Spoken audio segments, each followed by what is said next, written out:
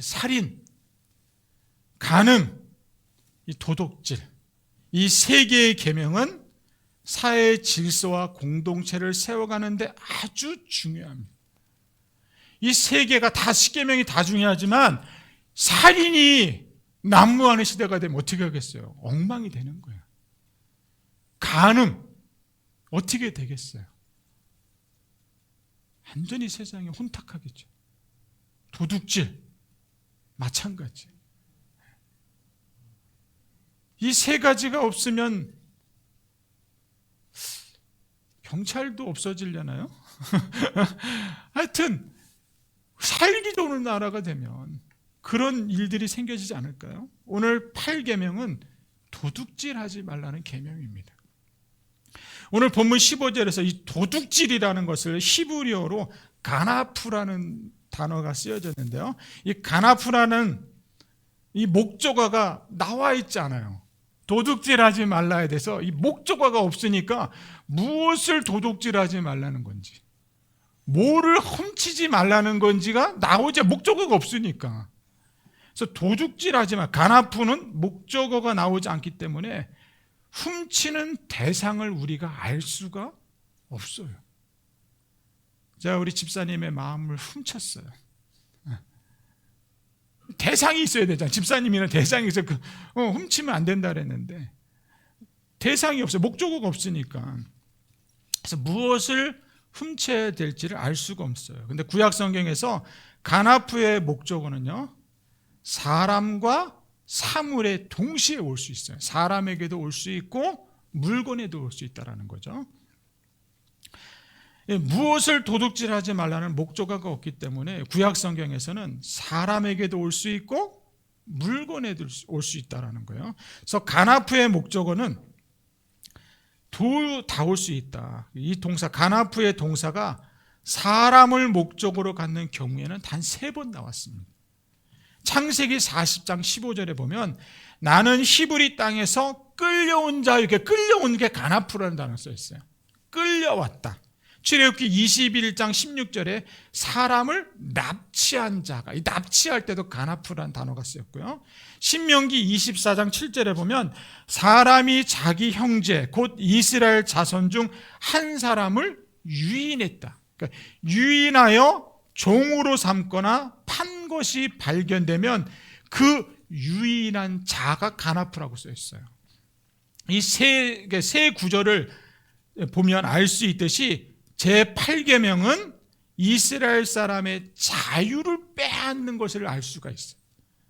그러니까 인간을 도둑질하는 행위를 도둑질하지 말라가 무슨 말이냐라고 새 성경 구절을 보니까 인간을 도둑질하는 행위를 말하고 있는 거예요. 그러니까 유괴 행위나 임신매매범들, 그런 것들을 하지 말라라는 거죠.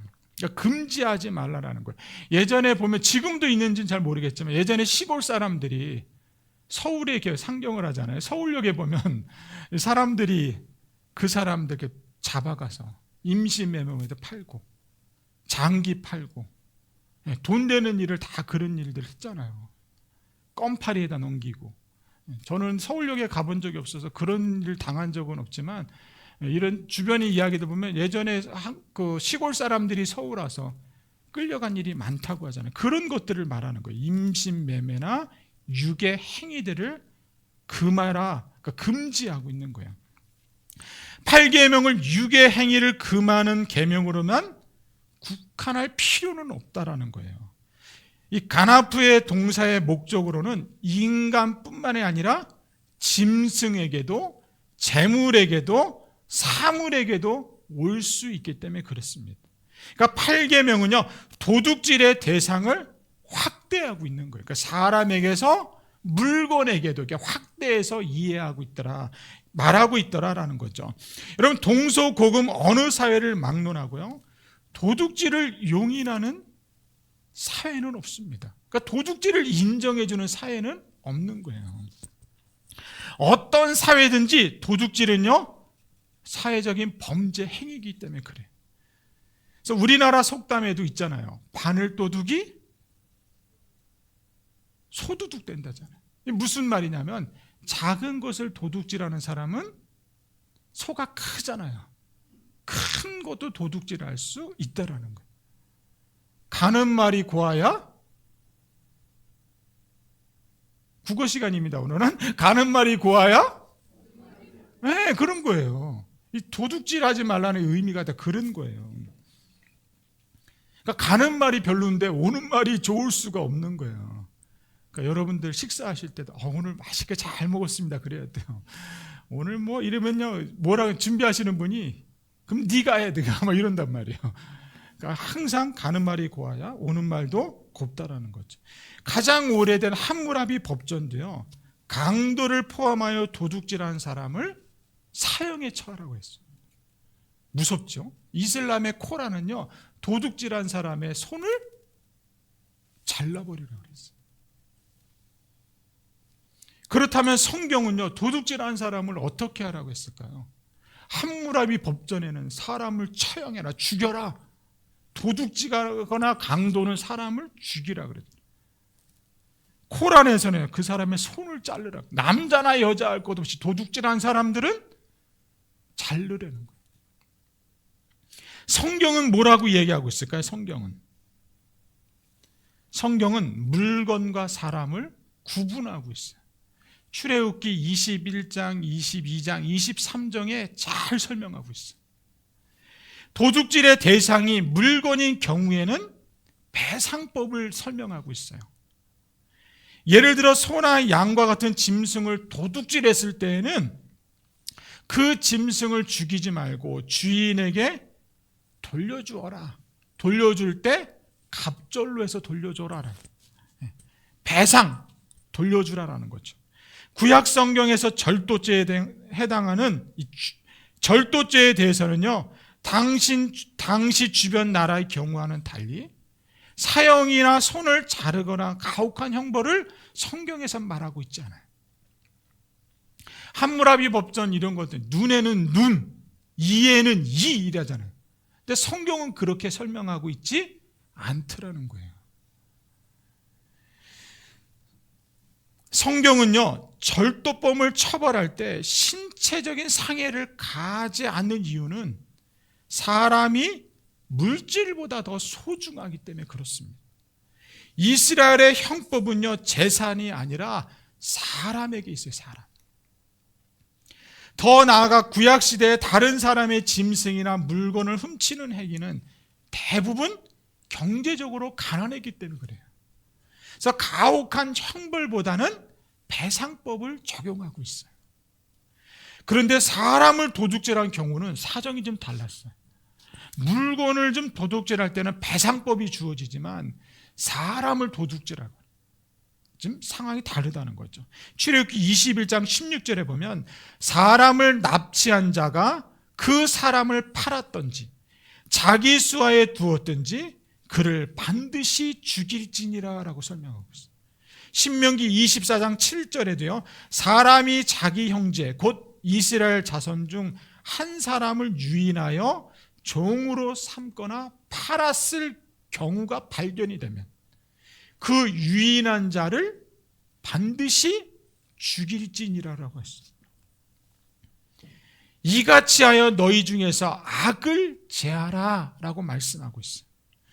이게 출애굽기 21장, 신명기 24장에서 알 수 있듯이 구약에서는 유괴범이나 임신매매범은 사형에 처하고 있더라라는 거예요.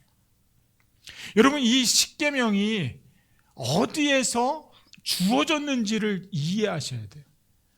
출애굽하면서 하나님이 광야에 있는 이스라엘 백성들에게 주어졌다라는 것은 애굽 사람들이 이스라엘 백성들을 강제로 종으로 삼고 학대하고 인권을 유린하고 자유가 없고 공포와 행포가 늘 그들에게 있었어요. 그런 그들에게 하나님이 출애굽시켜서 주신 계명이에요. 그러니까 이 출애굽 선상에서 이 십계명을 해석해야지 그냥 설명하다 보면 이해하기가 좀 어려워요. 아, 그래서 하나님이 이스라엘 백성 임신매매범이나 사람을 도둑질하는 것을 금하고 있구나라는 것을 여러분들이 알았으면 좋겠어요. 짐승이나 물건과 인간의 생명은 그 가치가 근본적으로 다르기 때문에 그래요. 사람이 재산보다 훨씬 중요하기 때문에 그렇습니다. 도둑질이란 일하지 않고 부당하게 소득을 얻는 행위를 말하고 있습니다. 다른 말로 하면요, 다른 사람이 애써서 이루어 놓은 것을, 노력의 결과를 훔치는 것을 말해요. 이것은 하나님의 창조의 질서를 파괴하는 겁니다. 하나님의 창조의 질서가 파괴되면 무질서가 되잖아요. 힘 있는 자가 다 뺏는 세상이 되는 거예요. 하나님께서 일하심으로 모든 창조가 이루어졌습니다. 하나님은 지금도 여전히 일하고 계세요.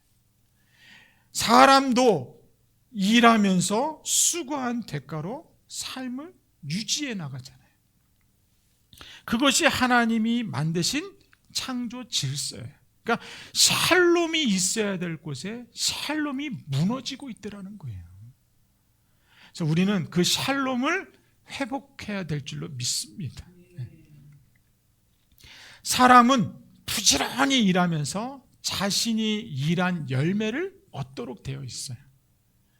그것이 창조예요. 창조 질서예요. 그런데 도둑질은요, 하나님의 창조 질서를 파괴하는 행위라는 거예요. 땀을 흘리지 않고 소득을 얻는 건 역시 도둑질이에요. 도둑질. 뭐가 있을까요? 그런 것들. 땀을 흘리지 않고 소득을 얻는 행위가 뭐가 있을까요? 분양 투기. 우리 성도는 분양 투기는 안 하는 것 같아요. 다 가만히 있는 거 보니까 넘어가요. 고리대금업자. 얼마나 무서워요. 고리대금업자. 사채업자들. 그 사채업자 잘못 쓰면 신체 포기각서 쓰잖아요. 무서워요. 남의 나라를 침략하는 거예요. 도둑질이죠. 논문 표절, 이것도 도둑질이라는 거예요. 땀 흘리지 않고 남이 애써 노력한 결과물을 몰래 훔치는 거예요. 연예계 스포츠계 봐요. 그 계약서 잘못 써갖고 얼마나 힘들고 종처럼 살아요. 종처럼. 무자비한 이런 것들이 다 도둑질이라는 거예요. 우리가 제일 잘하는 거, 시험 볼 때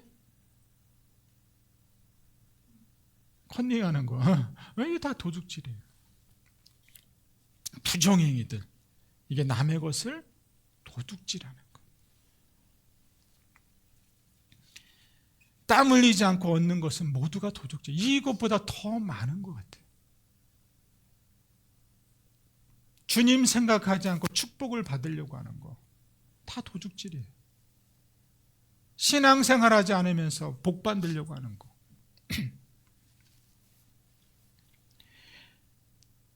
나눔이 없는 삶 역시 도둑질이라는 거예요. 나의 손에 재물이 쌓일 때는요, 이 재물이 없어서 괴로워하는 사람들이 생각이 나야 돼. 그래서 우리가 선교하려고 하는 거예요. 자신의 재물에 집착한다면 그때부터 사람은 변하기 시작돼요. 내가 누구였는지를 잃어버리면, 이스라엘 백성들이 누군지를 잃어버릴 때 교만해지잖아요. 그러니까 구약 성경을 보면 하나님이 이스라엘 백성들에게 너가 종 되었을 때 너를 이끌어낸 사람이 누군지를 기억하라고 계속 설명하잖아요. 교만하지 않기 위해서는 너가 누구였는지를 기억하라는 거예요. 오늘날 우리도 마찬가지예요. 네가 누구였는지. 과거보다 지금 우리가 몇 배로 더 잘 살고 있는데 네가 누구 있는지를 잃어버리면 나는 도둑질하고 살아가는 거예요. 욕심꾸러기처럼. 재물이 쌓이면 쌓일수록 이 재물이 필요한 사람에게, 필요한 장소에 흘러가야 될 줄로 믿습니다. 모든 재물은 하나님의 선물이기 때문에 흘러가야 되는 거예요. 하나님은 나 혼자 쓰라고 재물을 주신 것이 아니잖아요. 함께 나누며 더불어 살아가라고 하나님이 주신 줄로 믿습니다. 가난의 문제를 우리가 완전하게 해결할 수는 없습니다. 그러나 우리 주변을 잘 살펴보고 우리 도움이 필요한 사람이 있다면 작은 부분이라도 흘릴 줄 아는, 흘려보낼 수 있는 우리가 됐으면 좋겠어요. 우리가 세상을 변화시킬 수는 없지만 한 사람의 세상은 바꿀 수 있잖아요. 그 한 사람을 통해서 하나님의 나라는 시작이 되고 있어요. 그 한 사람을 통해서 하나님의 나라는 이루어져 가고 있더라는 거예요. 무엇보다도 우리는 재물이 필요한 사람에게 공정하게 흘러갈 수 있도록 기도할 수 있기를 축복합니다. 물질에 집착하고 수단과 방법을 가리지 않고 부를 쌓는 그 시도는요, 8계명을 위반하는 것이 됩니다. 내 것이라고 모두 다 내 것은 아니라는 거예요. 사실 인간의 재산은 그 자체가 중요한 것이 아니라 인간의 생존과 자유를 유지하는 수단이기 때문에 중요한 거예요. 인간의 생존과 자유를 보호하는 것은 공동체를 유지하는 데 필요한 사항이잖아요. 현대 사회에서는요, 자본주의 힘이 대단합니다.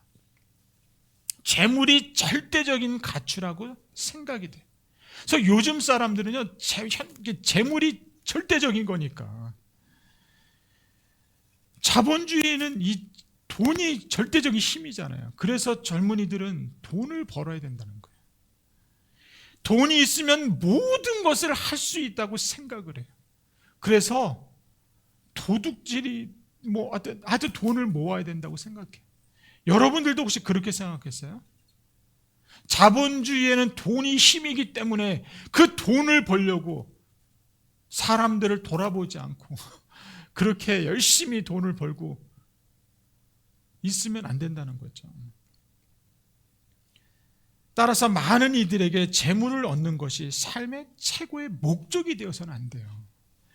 성경은 모든 재물은 인간의 것이 아니라 하나님의 것이라고 선포하고 있습니다.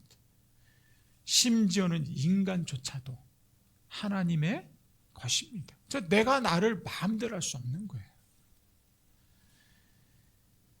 인간의 소유물은 누구의 것이냐? 하나님 것이냐? 그래서 우리는 청직이라는 표현을 쓰는 거예요. 하나님은 사람이 자유를 누릴 수 있도록 이 모든 것을 선물로 주신 줄로 믿습니다. 이 사실을 깨닫는 것이 매우 중요합니다. 세상 사람들은 자신의 소유물이 자신의 소유물인 것처럼 내가 수고해서 얻은 것이라고 생각해요. 우리 자녀들도 그래요. 자기가 돈 벌어서 뭘 하는 줄 알아요. 아빠가 용돈 준 거라니까 아니야, 그 내가 벌어서 하는 거래. 내 돈이래, 내 돈. 자본주의의 힘이 돈이니까 내 돈이래, 내 돈. 아버지 돈이 없대요. 내가 너에게 흘려보내서 있는 건데 아니, 자기가 열심히 해서 받은 거래. 우리 세상은 그렇게, 젊은 세대들은 그렇게 표현을 해요. 여러분들도 그렇게 생각하세요? 나의 수고와 노력으로 얻어졌다고 생각하세요? 내가 한 달을 애쓰고 수고하고 머리 쓰고 머리 짜내서 얻었다고 생각하세요? 착각입니다. 신명기 8장 17절부터 18절에는 이렇게 설명하고 있습니다. 너가 마음에 이르기를 내 능력과 내 손의 힘으로 내가 이 재물을 얻었다 말할 것이라. 내 하나님 여호와를 기억하라. 그가 내게 재물 얻을 능력을 주셨음이니라 라고 표현을 해요. 아멘이세요? 내가 노력하고 수고해서 얻은 거라고 너가 이야기하지만 하나님은 그렇게 표현하지 않아요. 성경은 그렇게 표현하지 않아요. 그가 내게 재물 얻을 능력을 주셨다는 거예요. 아멘이십니까? 우리는 내가 가진 모든 재물이 나의 것이 아님을 명심하세요. 하나님이 주신 것을 가지고 내가 청지기 역할을 감당하는 거예요. 사람은 죽을 때 재산을 가지고 갈 수가 없습니다. 사람은 빈손으로 왔다가 빈손으로 가게 되어 있어요. 욥은 일평생 모았던 재산을 다 날리고 갑작스런 사고로 자신의 10명의 자녀를 모두 잃었어요. 그런 큰일을 경험한 욥은 이렇게 고백하고 있습니다. 욥기 2장 21절에 주신 이도 여호와시오 거둔 이도 여호와시니 여호와의 이름이 찬송을 받으실지니라. 재산은 이 땅에 살아있는 동안 하나님께 빌려 쓰는 거예요. 우리가 은행에서 돈을 빌려 쓰듯이 하나님께 빌려 쓰는 겁니다. 그러므로 재산 자체에 집착하지 말고 언제든지 하나님께 돌려드릴 마음의 준비를 해야 될 줄로 믿습니다. 욥을 보면서 재물에 관하여 3가지를 배울 수가 있었는데요. 첫째는 재물은 정당한 방법으로 얻고 소유해야 된다. 둘째는요, 어려운 이웃을 위하여 언제든지 재물을 내어놓을 수 있어야 된다. 우리나라 어려울 때 금팔기 할 때, 그거 아세요? 그 얘기? 금팔기 할 때? IMF 올 때 금 팔았잖아요. 그 금 누가 판 줄 아세요? 서민들이 다 팔았다고 하더라고요. 나라가 IMF 위기에서 건질 수 있었던 거는 서민들이 많이 그랬다. 셋째, 궁극적으로 자신의 소유하고 있는 재물을 의지하지 말아야 한다. 이러한 태도를 가진 사람만이 하나님이 주신 재물을 소유할 자격이 있다는 거예요. 청지기의 역할을 할 수 있다는 거죠. 하나님께 더 많은 것을 구하는 기도도 중요하지만 이웃에게 인색하지 않고 더 많은 것을 나눌 수 있도록 구하는 기도가 더 중요하더라라는 겁니다. 재산은 소유하기 위한 것이 아니라 가난한 자를 구제하기 위해 있는 거예요. 어려운 부분이지만 소유하는 것이 아니라 흘려보내야 된다는 거죠. 도둑질하지 말라는 계명은 소극적으로 타인의 물건에 손대지 말라는 데서 그치지 않습니다. 오히려 더 포괄적으로 보면 자신의 소유를 나누는 삶을 살아가라고 도전하고 있습니다. 나로 인하여 흘려보내서 많은 사람들이 건강해질 수 있는, 공동체가 회복될 수 있는 그런 일들을 8계명에서 말씀하고 있습니다. 우리 자신은 하나님과 이웃의 것을 도둑질하는 것이 아닌지 반성해보는 귀한 한 주간이 됐으면 좋겠어요. 내 것이라고 다 내 것은 아닙니다. 하나님이 나를 통해서 누군가를 살려내라고 주신 청지기였다면 사람과 나눔과 베품의 삶을 실천할 수 있는 저와 여러분이 됐으면 좋겠습니다. 8계명을 통해서 하나님의 것을 도둑질하지 말고 사람을 살리는 데 사용되어지는 우리 청지기가 됐으면 좋겠습니다.